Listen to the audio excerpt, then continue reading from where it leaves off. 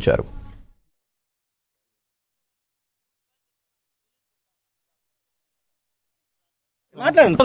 Good bye చెప్తున్నాను, ఒక salute కొడతా ఉన్నాను. గుడ్ బాయ్ చెప్తున్నాను, ఒక సెల్యూట్ కొడతా ఉన్నాను. గుడ్ బాయ్ చెప్తున్నాను, ఒక సెల్యూట్ కొడతా ఉన్నాను. గుడ్ బాయ్ చెప్తున్నాను, ఒక సెల్యూట్ కొడతా ఉన్నాను.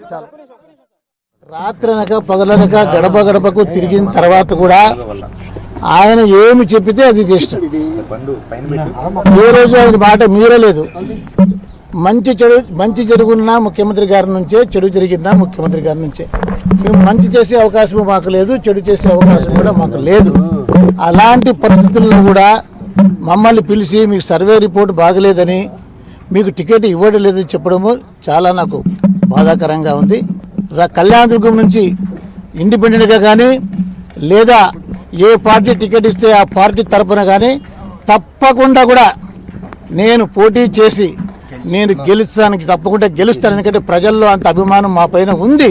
కానీ ఏం సర్వేలు ఉన్నాయో దరిద్రం సర్వేలు మాకైతే తెలీదు. సీఎం గారిని కలుస్తామని చెప్పినాము, ఆయన బిజీ అని చెప్పినారు. ఇంకా ఉదయం 10:30 నుంచి ఇంతసేపు ఉన్నాము. ఇంకా ఇంతకన్నా పెద్ద అవమానం మాకు అవసరం లేదు. నమ్మినందుకు మా గొంతు కోయడం ఒకటే మిగిలింది. మా జీవితాలు సర్వనాశనం అయిపోయినాయి ఇక్కడికి. కాబట్టి ఇప్పటికైనా కూడా మేము సొంత నిర్ణయాలు తీసుకొని స్వతంత్రంగా బ్రతకాలనుకున్నాం. కానీ కాబట్టి తప్పకుండా నేను నా కొడుకు లేదా నా భార్య ఒక దగ్గర పోటీ చేస్తారు. నేను కళ్యాణదుర్గం నుంచి ఇండిపెండెంట్గా తప్పకుండా పోటీ చేస్తాను.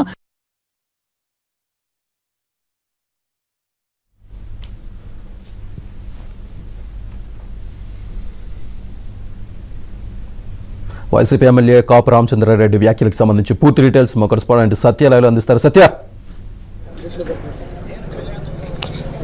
కొద్దిసేపటి క్రితమే వైసీపీ ఎమ్మెల్యే కాపు రామచంద్రారెడ్డి సీఎం